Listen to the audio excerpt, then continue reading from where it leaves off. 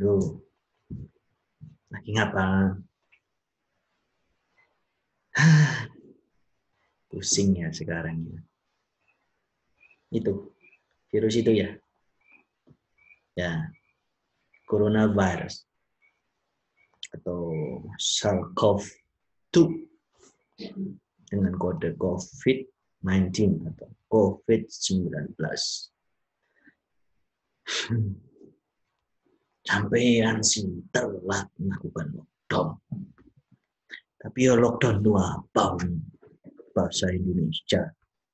Udah jelas itu namanya karantina. Banyak orang sudah mengingatkan. Negara lain sudah ngasih contoh. Kenapa sampai telat? Ya mungkin memang negara-negara punya karakternya masing-masing. Tapi untuk urusan penyakit, untuk urusan virus yang segede itu, yang itu, nah, yang itu tuh.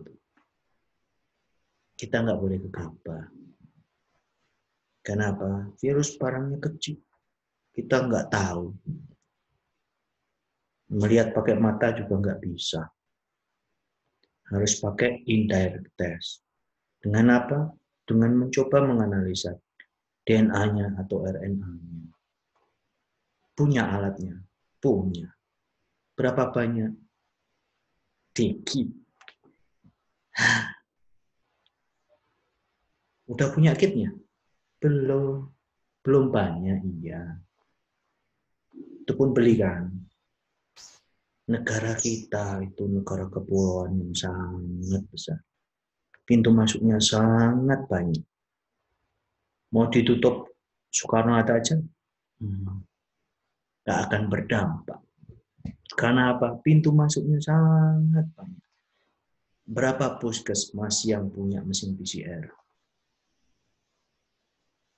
Apa tiap puskesmas punya? Enggak kan? Punya elektroforesis? Enggak juga. Saya aja kemarin beli second, ditolak sama bea cukai, disuruh kembalikan. Beli second, nggak boleh. Beli baru, nggak kuat. Bikin sendiri, nggak ada yang mau bikin. Nah, sekarang tuh itu mintanya dideteksi dengan mesin PCR, polymerase chain reaction. Terus mau mulai dari mana? Pesan rapid test. Rapid test dengan metode dot immunobinding assay itu. Perlu waktu. Beli. Habis uang sampai. Kenapa? Yo mahal. Mau di rapid test berapa juta orang. Ya kalau bicara rapid test, bicara lockdown itu kemarin. Sekarang malingnya udah ada di dalam rumah. Virusnya udah ada di sana sini. Kita mau ngapain? Ya, sekarang secara normatif bisa dengan cara kita melakukan cuci tangan dengan sabun, bisa. Ya, pola hidup sehat lah. Pola hidup sehat, terus kita jaga lingkungan yang bersih, kita jaga etika kalau sakit, ya kita tutup kalau bersin, kalau batuk. Kemudian kita sadar diri kalau sakit, penyakitnya menular, ya kita di rumah aja. Jangan malah pesiar ke sana sini naik kapal pesiar. Itulah bentuknya kekonyolan manusia. Kenapa seperti itu? Di era zaman yang seperti ini, orang kular gilir kemana aja. Bukan di rumah aja, tapi kular gilir kemana aja. Bebas. Ya kalau punya duit yang sisa banyak, sumbangkanlah ke lembaga-lembaga penelitian. Supaya apa? Kalau ada kasus kayak belakang itu tuh. Serem kan? Kita nggak siap semuanya. Jangan main tuduh, itu mesti agenda remason, kaum remason, tukang laminating, elit global. Capek. Sudahlah, fokus. Kita pikirkan bagaimana solusi ke depan. Kalau perlu, coba lembaga riset semua sekarang bergandengan tangan. Mesin PCR mungkin nggak banyak. Sekarang mesin PCR banyak diminta untuk standby untuk melakukan diagnosis pada pasien yang PDP. Mungkin beberapa yang ODP sudah menjadi PCR juga. Tapi jangan lupa tanaman kina yang di luar sana disondingkan dengan kode chloroquine. Cobalah tengok. Mau beli juga, habis uang saudara. Indonesia itu punya tanaman kina. Junghun yang dulu susah-susah nyelundupin dari Peru ke Indonesia zaman kolonial. Ditanam di daerah selatan Jawa Barat ini. Kenapa tidak kita kembangkan? Sawit aja di mana-mana, sawit. Tanaman obat perlu. Kita harus riset. Ingat, kina pernah membantu wabah malaria. Kina pernah membantu tentara Amerika pulih dari kekalahannya yang besar di Vietnam. Kenapa? Karena Vietnam melakukan perang gerilya. Tentara Amerika banyak yang nggak pakai autan, kena malaria. Ngigau, demam, jadi kayak orang sinting. Ya itulah. Kemudian kina dari Indonesia diimpor sama Amerika besar-besaran. Untuk mengobati apa? Malaria.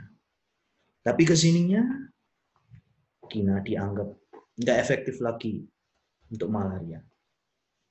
Lebih efektif pakai artemisinin dari tanaman artemisia.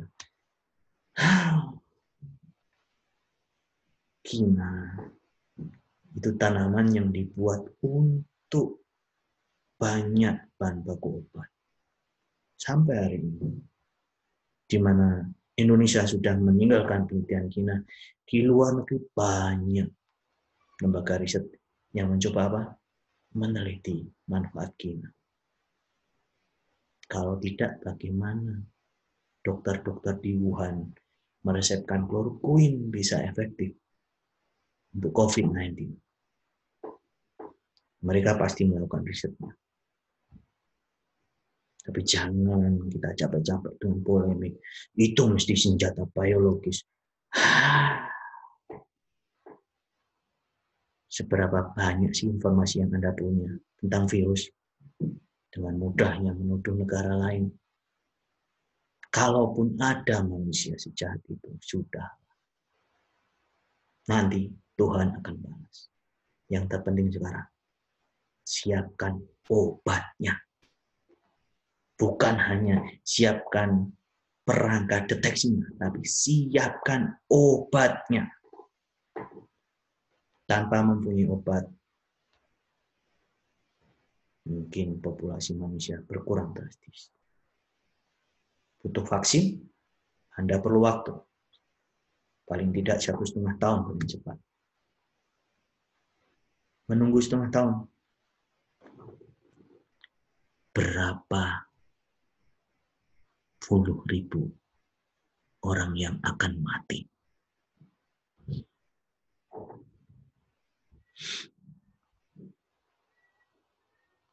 Maka saran saya satu. Siapkan obatnya. Siapapun Anda bergerak di bidang farmasi, di bidang riset perkebunan kina, di bidang apapun tentang regulasi farmatika kina. Tolong kejar penelitian kina. Bagi yang punya perkebunan, tanamlah. Tanam sebanyak-banyaknya. Karena pandemik ini tidak akan selesai dalam waktu 1-2 tahun. Virus akan terus bermutasi. Karena virus juga ingin mempertahankan diri. Manusia ingin tetap eksis di muka bumi. Maka kalau Anda tidak berubah, Anda tidak bangun, Anda tidak bangkit melakukan penelitian, berlomba, berpacu bersama virus ini, lebih cepat dia atau kita yang mati. Ingat, jaga jarak itu penting. Tapi jaga pola pikir jauh lebih penting. Jangan pernah panik. Karena yang namanya virus itu juga makhluknya Tuhan. Kita manusia minta solusi pada Tuhan. Tolong kami dikasih ilmu. Untuk apa? Untuk menghadapi makhluk kecil itu. Dinosaurus saja bisa bertahan walaupun mungkin berubah, bermutasi demi mempertahankan eksistensi. Ada yang jadi kadal, ada yang jadi kelelawar. Kalau teori Darwin mengatakan seperti itu. Tapi apapun itu semua rahasia Tuhan. Mungkin kita manusia yang sekarang akan berbeda sama sekali dengan manusia yang akan datang. Karena bumi sudah banyak terkontaminasi oleh penyakit-penyakit yang sangat membahayakan umat manusia. Siapkan obatnya. Jangan lupa berdoa. Kerjasama. Itu sangat menjadi modal kita bersama. Saya kira itu. Semoga bermanfaat. Mari kita dorong semua pihak, pemerintah, volunteer, juga para aparatur desa, tokoh-tokoh masyarakat, tokoh agama, semua bahu-membahu. Kita cari solusi bersama. Jangan ada yang menolak dan mendiskreditkan para pasien-pasien yang positif corona. Apalagi saya dengar sampai ditolak memakamkannya. Kalian mau jenazahnya dibakar? Ya kalau orang Hindu oke. Kalau yang Islam, apa kalian nanti juga mau ditolak amal kalian di akhirat? Sudah, sekarang fokus. Yang kaya membantu yang miskin. Baik dari sisi modal maupun akses. Yang miskin jangan berkecil hati merasa dimiskin-miskinkan. Ya kita bahu-membahu. Dunia itu tetap ada yang kaya dan ada yang miskin. Itu semua amsalul linnas. Selama kita tidak pernah merasa diri kita miskin karena rezeki itu hanya dari Allah Subhanahu wa taala, maka cobalah tangan di atas lebih baik daripada tangan di bawah. Maka jangan tersinggung kalau ada yang mengatakan orang miskin, orang kaya, bla bla bla bla. Sudahlah, ini kondisi panik. Mari kita kerjasama. Kita cari solusi yang terbaik buat bangsa dan negara. Salam kesehatan.